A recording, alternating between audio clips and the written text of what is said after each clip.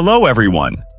Today I want to show you how to enable two-factor authentication in Hostinger. So, first log into your Hostinger account like this. I'm already logged in.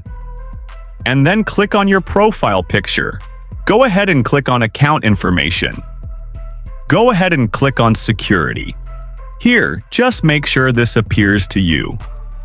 Mobile application method.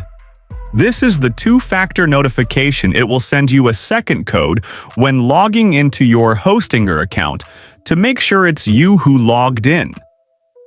So, click on Enable.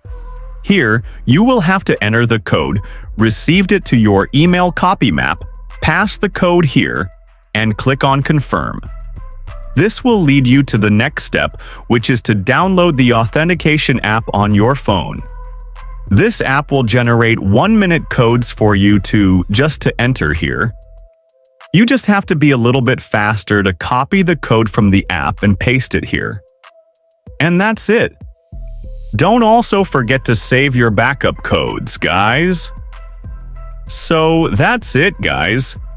You successfully activated two-factor authentication on Hostinger.